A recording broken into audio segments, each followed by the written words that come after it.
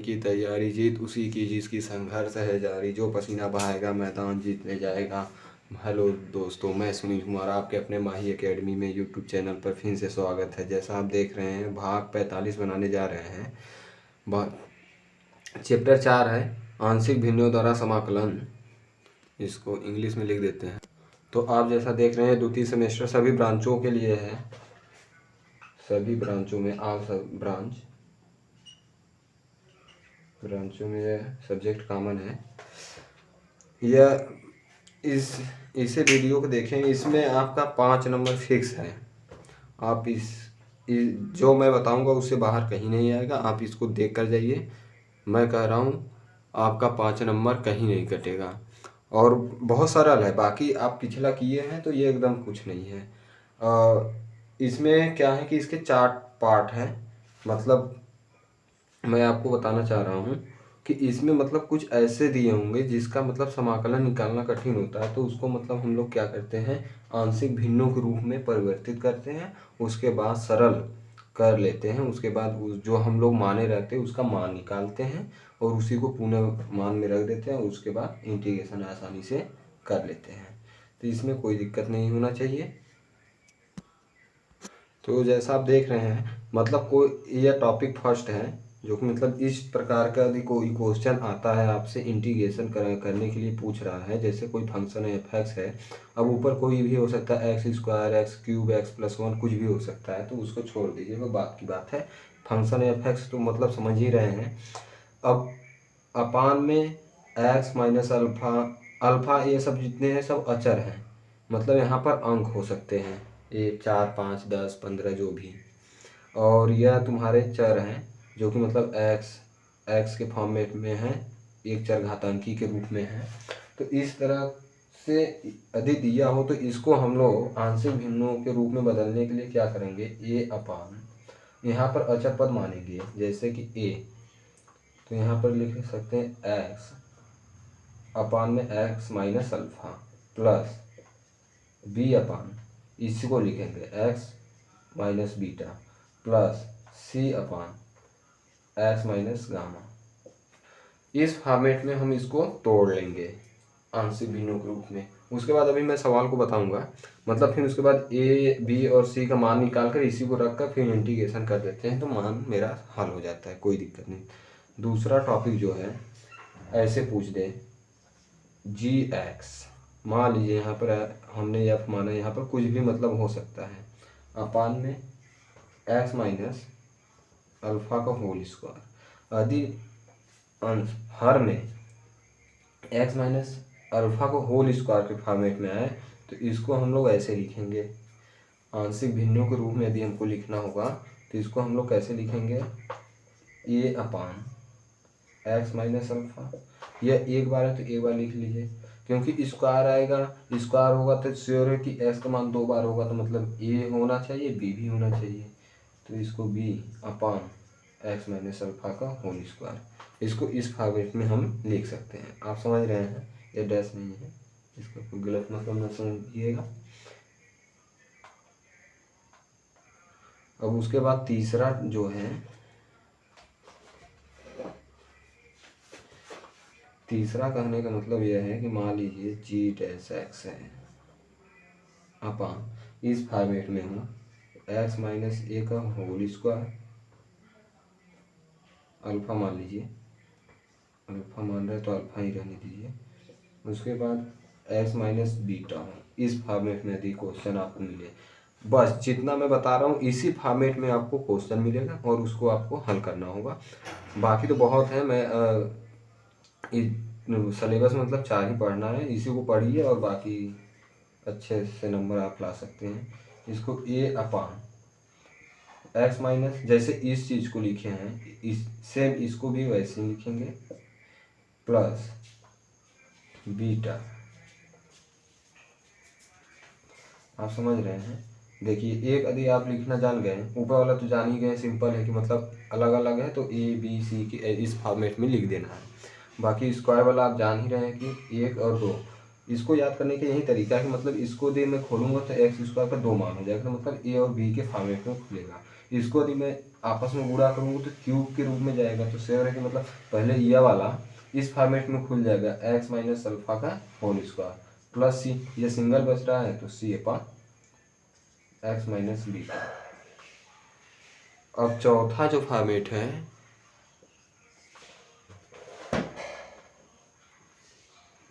वह है, मान लीजिए फाई है, एक्स है, यहाँ पर कुछ भी हो सकता है ऊपर, वह इस फॉर्मेट में हो एक्स माइनस अल्फा कोष्टक में A X square plus B X plus C, इस फॉर्मेट में हो। इसको आंशिक भिन्न के रूप में यदि बदलना हो तो यह सिंगल है तो यानी कि A upon X minus alpha हो जाए प्लस यह A X square plus B X plus C है, इस फॉर्मेट में ए प्लस बी का होल स्क्वायर के फॉर्मेट में, तो इसको हम ऐसे लिखेंगे। ये हो चुका है तो बी एक्स प्लस सी मान लेते हैं अपान ये पूरा हो जाएगा A X square plus B X plus C. इस चीज़ को आप हमेशा केयर में रखिए, ध्यान में रखिए, और बाकी आप इस चैप्टर का पूरा सवाल सॉल्व कर सकते हैं। केवल एक चीज़ मैं केवल एक दो सवाल करा दूं, इसमें आप पूरा कर सकते हैं, इसमें कोई बड़ी बात नहीं है। तो मैं आपको फिर से रिवाइज कर देता हूँ। यदि कोई समाकल इस तरह के फॉर्मेट में हो तो इसको करने के लिए पहले हमें आंशिक भिन्नों के रूप में परिवर्तित करना होगा, तो जो कि होगा जिस फॉर्मेट में A upon X minus alpha plus B upon X minus beta plus C upon X minus gamma. फिर इसी प्रकार इसको स्क्वायर के रूप में होगा तो इसको एक फॉर्मेट में तोड़िए, फिर इसको ये पूरा हो जाएगा इसका। फिर उसके बाद यह जो है जी एक्स, फिर एक्स स्क्वायर भी x plus x minus beta है, कुछ भी जो भी हो, मतलब यहाँ माइनस ही नहीं हो सकता, प्लस भी हो सकता है। यह मतलब एक फॉर्मेट दिया गया है कि मतलब इस फॉर्मेट में आपको सवाल मिल सकता है, तो आपको ऐसे ही करना है। पहले इस फॉर्मेट में हमको तोड़ना है, उसके बाद इन सभी के बारी बारी से मान को निकालना है, उसके बाद इसी में रख देना, फिर इंटीग्रेशन कर देना है, सवाल सॉल्व हो जाएगा आपका। बस यही है। फिर उसके बाद नीचे वाला आप देख ही रहे हैं, इसको बी एक्स प्लस सी यह ए प्लस बी का होल स्क्वायर के रूप में होगा तो सॉरी ए प्लस बी के होल स्क्वायर के रूप में नहीं है, मतलब A X square plus B X plus C है। तो मैं इसको रब करता हूँ। अगले सवाल एक सवाल को मैं बताता हूँ। जैसा हम देख रहे हैं टाइप फर्स्ट है, जैसा मैंने इससे पहले मैंने आपको दिखाया, आपको लिख कर दिखाया था, उसी का मतलब उसी के फॉर्मेट में मैं पहला सवाल ले रहा हूँ। यह बोर्ड में पूछा हुआ भी इम्पोर्टेंट है, यह बहुत मोस्ट इम्पॉर्टेंट है क्वेश्चन। तो आप देख रहे हैं, तो इस तरह सवाल को सॉल्व करने के लिए आप पहले क्या करेंगे, यह सामान्य भिन्न के रूप में है ही, इसको मैं आंशिक भिन्न के रूप में बदल लेता हूँ। तो इसको बदलने के लिए हमें क्या करना पड़ेगा, आप जानते ही हैं, X square upon X minus one 3x minus one 3x minus two, यह बराबर हो जाएगा किसके, A upon X minus one plus B upon 3x minus one plus C upon 3x minus two. इस उसी फॉर्मेट में मैंने तोड़ डाला। तो आप समझ ही रहे होंगे कैसे अब करना है। अब आगे मैं बताता हूँ प्रोसेस क्या है। इसके बाद हम ये देखिए, इसको इस फॉर्मेट में लिख सकते हैं। यह एक्स स्क्वायर वैसे ही रहेगा, यह पूरा सेम है, यह भी सेम है। यदि एलसीएम लेंगे तो यह पूरा सेम हो जाएगा, नीचे का पूरा कट जाएगा, बचेगा ऊपर वाला। तो इसको हम इस फॉर्मेट में लिख सकते हैं, सॉरी एक्स स्क्वायर बराबर लिख सकते हैं ए, एलसीएम लेंगे तो यह नहीं होगा, बाकी यह होगा इसके साथ 3x minus one 3x minus two plus B के साथ ये छोड़ बाकी ये दोनों होंगे x माइनस वन और 3x माइनस टू और प्लस सी के साथ इसको छोड़कर बाकी ये होंगे x माइनस वन और 3x माइनस वन। तो आप देख रहे हैं, अब क्या करेंगे कि इसमें x बराबर वन 3x माइनस वन बराबर जीरो, मतलब ये सब मानेंगे तो हमारा क्या होगा कि ए का मान निकल जाएगा यहाँ से। तो यहाँ पर क्या करेंगे, माना इस मान को पहले मानता हूँ, ए के मान को निकालने के लिए हमें क्या करना पड़ेगा, x माइनस वन इक्वल 0, तो x बराबर 1। अब इसी मान को इसी फॉर्मेट में हमको रख देना है और ए बी और सी के बारी बारी से हमको मान को प्राप्त कर लेना है। तो ठीक है, चले रखते हैं। x बराबर 1 तो 1 इक्वल, यहाँ पर a, यहाँ पर मान रखेंगे 1 तो 2 आएगा, गुणे यहाँ पर 1 रखेंगे तो 1 आएगा, प्लस b, यहाँ पर 1 रखेंगे तो ये प्लस माइनस होकर कट जाएगा, मतलब 0 आएगा, प्लस यहाँ पर भी रखेंगे 0 आएगा। यानी कि मेरा मान जो है a का मान निकल गया, मैं आगे लिख दे रहा हूँ, a के मान निकल कर आ गया 1/2, 1 है ये 2 उधर जाएगा तो 1/2, यानी मेरा a का मान निकल गया 1/2। अब इसी प्रकार b का मान निकालने के लिए हमें क्या पकड़ना पड़ेगा, 3x माइनस 1 इक्वल 0, तो x बराबर क्या हो जाएगा 1/3। अब इस मान को निकालने के लिए हमें x के स्थान पर यह रख देंगे 1/3 का होल स्क्वायर। उसके बाद यहाँ पर यह देखेंगे 3x माइनस 1, वही चीज़ है, यदि x का मान यदि मैं 3x माइनस 1 में रखेंगे तो 0 ही प्राप्त होगा, तो 3x माइनस 1 जहाँ होगा वह 0 हो जाएगा, मतलब ये 0 हो जाएगा। फिर 3 बाकी यह b नहीं होगा, तो b में रख लेते हैं 1/3 माइनस 1, और यहाँ पर 3 गुणे 1/3 माइनस 2, और बाकी यह 0 हो जाएगा c। तो यहाँ पर 1/9 इक्वल दिख रहा होगा, इसको हल करेंगे तो b आएगा -2/3, इसको हल करेंगे 3 कट जाएगा -1, यानी कि यह इससे कट जाएगा 3 आ जाएगा, और बाकी यह नीचे आ जाएगा, यह माइनस माइनस मिलकर प्लस हो जाएगा, तो यानी b बराबर 1/6, b की वैल्यू 1/6 आ गया।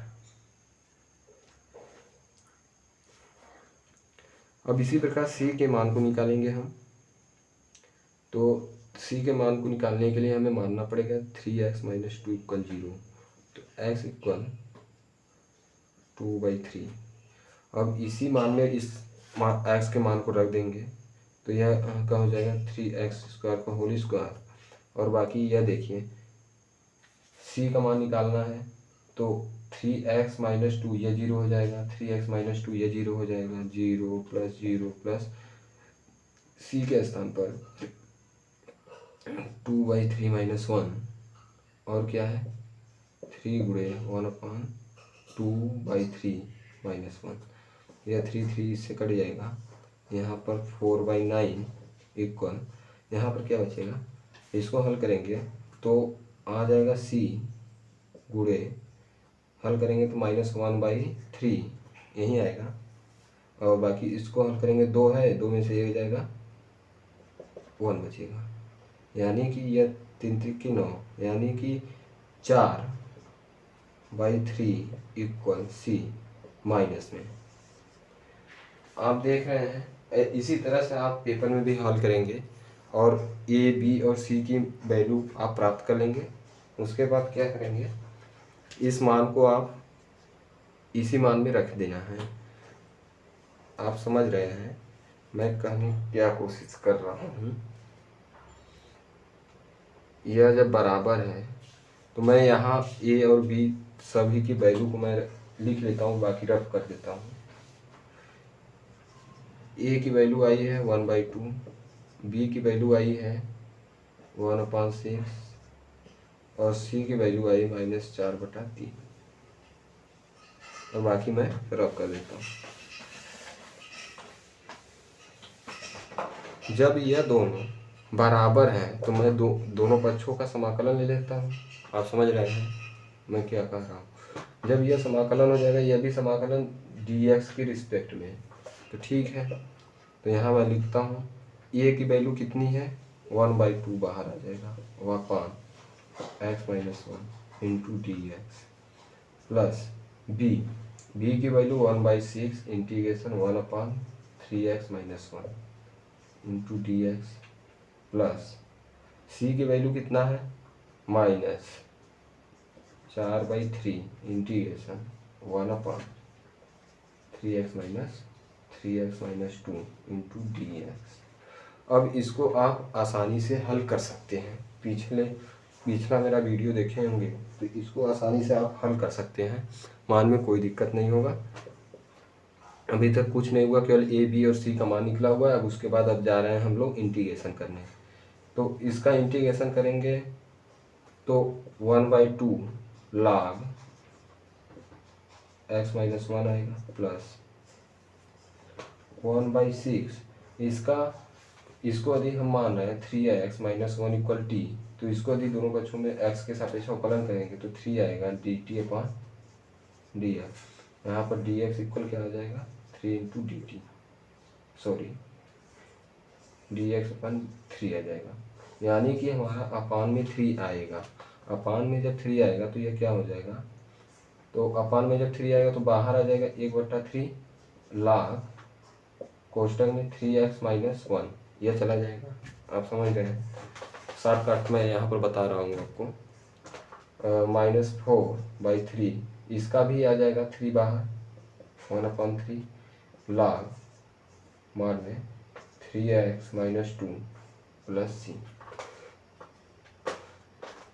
तो आप देख रहे हैं 1/2 log x - 1 plus 36/18 log 3x - 1।